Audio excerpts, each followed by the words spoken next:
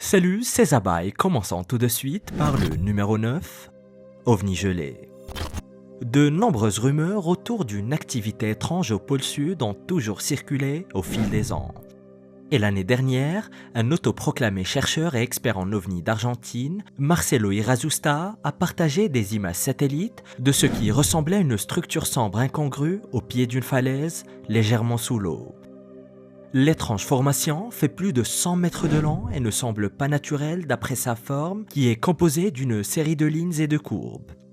Les passionnés d'OVNI ont souligné que la structure semble même émettre une lumière artificielle. Scott Waring, ufologue américain ou expert en OVNI, et encore une fois autoproclamé, a suggéré que la structure très bizarre était, oui, vous l'avez deviné, un vaisseau spatial extraterrestre. Il est même allé jusqu'à indiquer les parties qu'il pensait être les ailes, le cockpit et le compartiment des moteurs. En se basant sur la couleur de l'objet, il a supposé qu'il était probablement métallique et de nombreux internautes ont rapidement cru à ces affirmations. Plusieurs affirment qu'il y a une raison pour laquelle les gouvernements du monde entier ont interdit l'accès à l'Antarctique et que seules certaines personnes peuvent se rendre dans certaines zones de recherche scientifique. Et en plus du fait que l'Antarctique soit gelée, extrêmement dangereuse et très difficile d'accès, il existe également un accord international par le biais duquel les pays acceptent de ne pas s'accaparer le continent glacé et de conserver l'environnement en le protégeant autant que possible de la curiosité des humains et en limitant l'accès aux scientifiques et autres professionnels hautement qualifiés. Mais tout cela ne serait qu'une excuse pour certaines personnes qui affirment qu'il y a tellement d'anomalies et de structures mystérieuses qu'il doit se passer plus de choses sous la glace antarctique que ce que l'on peut imaginer. Il existe même d'anciens Navy Seals qui ont affirmé avoir trouvé des réseaux entiers de tunnels sous la glace avec des salles vertes et lumineuses et des hiéroglyphes mystérieux. Et bien que l'objet semble vraiment étrange et métallique, avec la quantité de débris, d'épaves et même de pièces de fusées et de satellites, comme cela s'est d'ailleurs produit cette année, avec les débris d'une fusée chinoise tombée dans l'océan, c'est presque certainement un objet fabriqué par l'homme. Numéro 8. Civilisation préhistorique. Lorsque l'Antarctique faisait partie du supercontinent Gondwana, elle était située beaucoup plus au nord qu'aujourd'hui. Ce n'est qu'il y a environ 25 millions d'années que le continent froid s'est détaché du Gondwana et s'est déplacé vers le sud. Mais avant cela, le climat de l'Antarctique était beaucoup plus chaud qu'aujourd'hui en raison de sa localisation à une latitude plus élevée et parce que la Terre en général avait un climat beaucoup plus chaud à cette époque.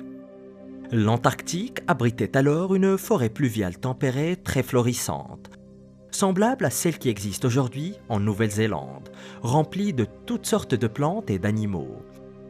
Et en 2017, les scientifiques ont découvert des preuves de la présence de la forêt tropicale sous la glace, ce qui a donné une image bien différente de l'Antarctique que nous connaissons aujourd'hui. Mais sachant que la vie végétale et animale y existait autrefois, certaines personnes ont commencé à parcourir les images satellites à la recherche de preuves d'une civilisation humaine passée sur le continent. Et dans plusieurs cas, ils ont repéré ce qui ressemblait à d'anciennes ruines. Mais aussi convaincantes que soient certaines de ces images, les experts affirment qu'il n'y a aucune preuve scientifique de la présence d'êtres humains sur l'Antarctique jusqu'à l'époque moderne. Et ce qui peut ressembler à des ruines de vieux bâtiments peut facilement être expliqué comme des formations naturelles. De plus, les humains n'existaient pas vraiment encore lorsque le continent était plus chaud et plus hospitalier. Il faut dire que c'est un argument assez solide, mais énormément de gens persistent à penser que la communauté scientifique ainsi que les différents gouvernements nous mentent et qu'ils nous cachent les détails concernant la vie humaine antérieure en Antarctique. Et c'est d'ailleurs pour cette raison que les gens continuent de scruter les images satellites en pensant qu'ils ont trouvé des pyramides, des châteaux médiévaux, des bases secrètes et des tunnels là-bas. Numéro 7. Atlantide blanche. Comme nous venons de l'évoquer, il existe de nombreuses théories différentes sur une éventuelle présence humaine antérieure sur l'Antarctique. Et l'une d'entre elles prétend que le continent était libre de glace il y a seulement 12 000 ans, à la fin de la dernière période glaciaire, et qu'une civilisation humaine y aurait vécu à cette époque. Certains pensent même que la soi-disant civilisation perdue de l'Atlantide se trouvait peut-être sur l'Antarctique et que nous avons cherché au mauvais endroit pendant tout ce temps. Et ces rumeurs d'une civilisation cachée circulent depuis des années. Ce qui signifie que les partisans de ces théories ont disposé de beaucoup de temps pour trouver des preuves à l'appui de leurs affirmations. Surtout dans le travail de Charles Hapgood, dont le livre Earth's Shifting Crust de 1958 a été préfacé par un certain Albert Einstein. Par exemple, l'Antarctique a été officiellement découverte en 1820 selon les archives historiques. Mais une étrange carte créée 300 ans plus tôt, en 1513 par l'amiral et cartographe ottoman Piri ibn Haji Mehmed, surnommé Piri Reis, semble montrer la côte antarctique. Mais pour rendre les choses encore plus bizarres, le continent frigide apparaît en vert sur la carte sans calotte glaciaire. Mais cela n'est pas vraiment logique, puisque selon nos connaissances, l'Antarctique est recouverte de glace depuis au moins 15 millions d'années. Mais est-il vraiment possible que les experts se soient trompés à ce point et qu'il y ait eu des périodes tempérées bien plus récentes ou que des gens soient arrivés en Antarctique bien plus tôt que prévu? Peut-être une ancienne civilisation avec les compétences nécessaires pour naviguer sur les océans du monde, comme l'étaient les Atlantes si l'on croit les légendes. Mais la réalité des choses est que la carte de Piri Reis, bien qu'authentique et très précise, s'explique par deux théories.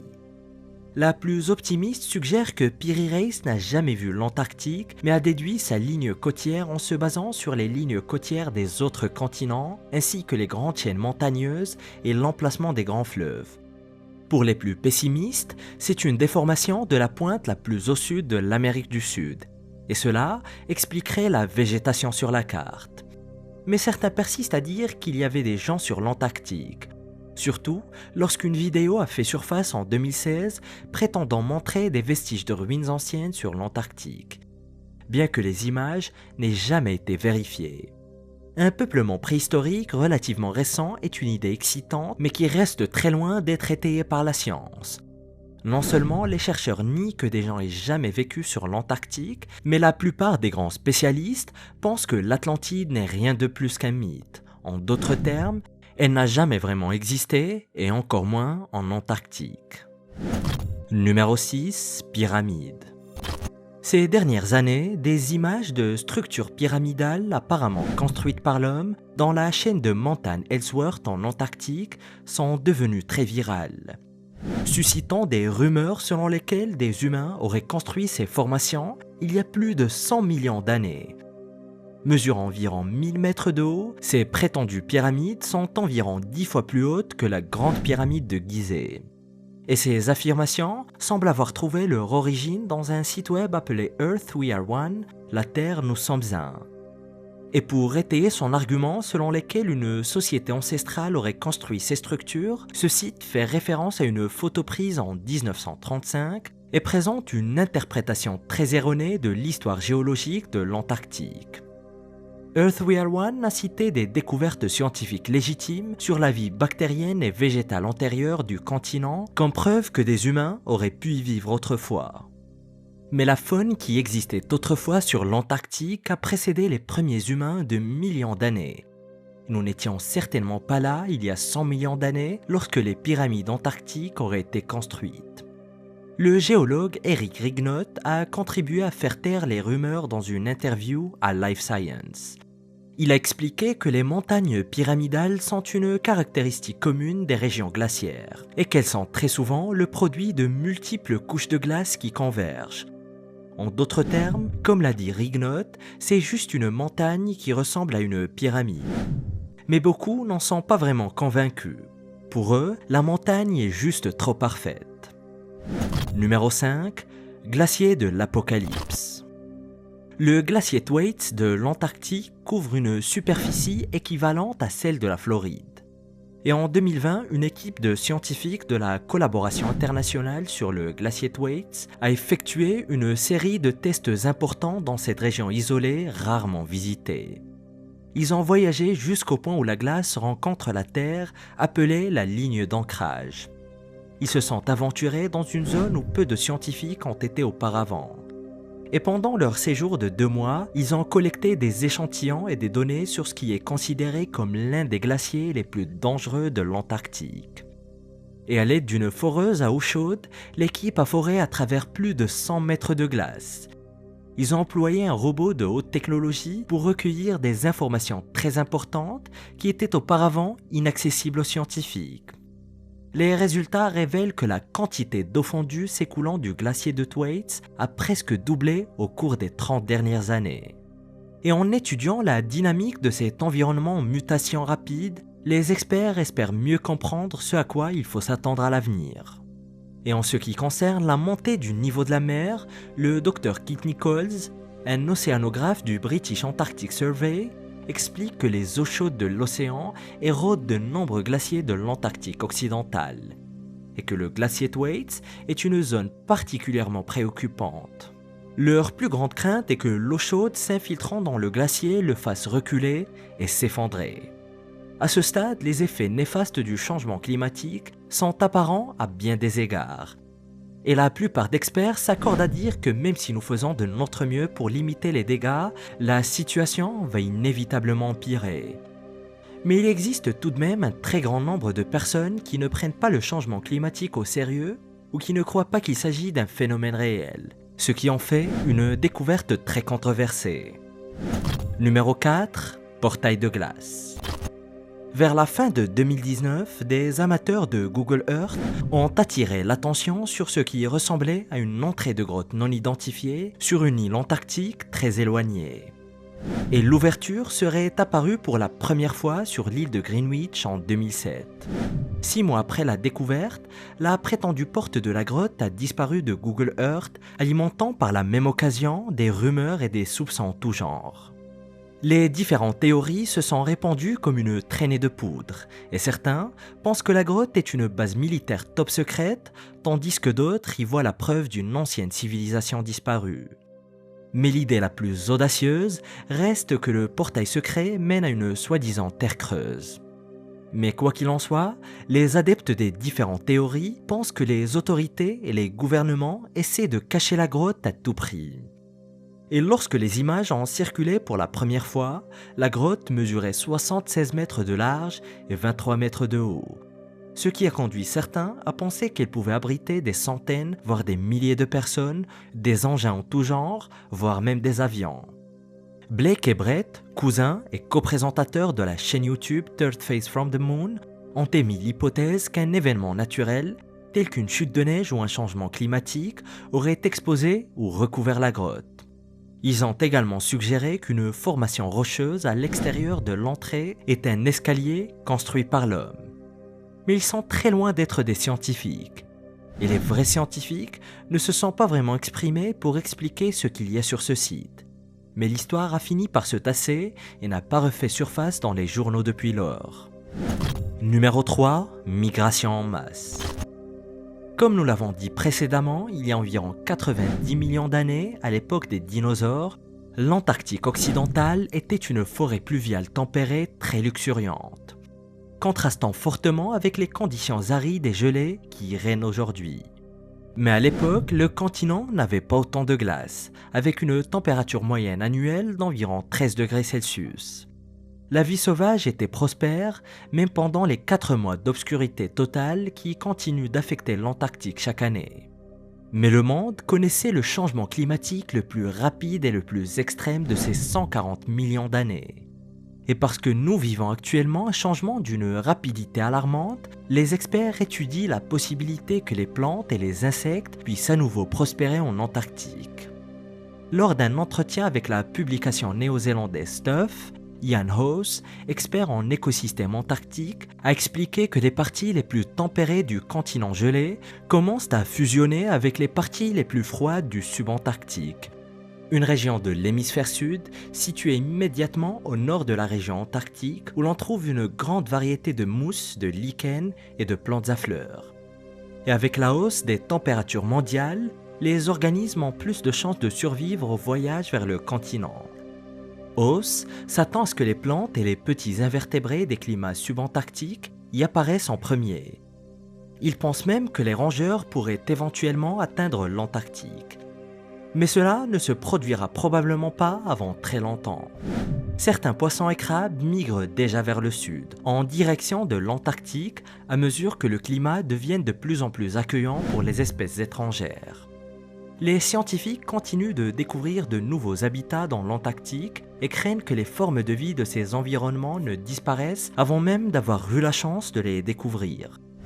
Numéro 2. Minéral martien. Plus tôt cette année, des scientifiques ont annoncé la découverte d'un minéral rare appelé jarosite sous la glace de l'Antarctique. Le fait est que la jarosite se trouve principalement sur la planète Mars et reste très rarement observée sur Terre. Elle est de couleur jaune-brun et nécessite de l'eau et des conditions acides pour se former. Elle est commune sur Mars, même si les conditions actuelles de la planète ne sont pas propices à sa formation. Les scientifiques se demandent depuis très longtemps comment la jarosite est devenue si abondante sur la planète rouge. Et certains experts pensent que Mars était autrefois couverte de glace, ce qui aurait permis la formation du minéral dans un passé très lointain. La présence récemment découverte de jarosite en Antarctique pourrait contribuer à soutenir ces théories. Et la jarosite se produit très généralement sur Terre lorsque des déchets miniers sont exposés à la pluie et à l'air. Elle se forme également près des cheminées de volcans. L'équipe qui l'a découverte ne s'attendait pas à la trouver. Et à leur très grande surprise, ils en ont détecté des traces dans les couches les plus profondes d'une carotte de glace d'1 kilomètre de long qu'ils ont extraite. Et les études ont déterminé que les particules se sont certainement formées à l'intérieur de poches de glace. Ce qui indique que la jarosite sur Mars pourrait avoir la même origine. Ce n'est qu'une des nombreuses façons dont les scientifiques ont utilisé l'environnement antarctique pour apprendre à connaître l'espace.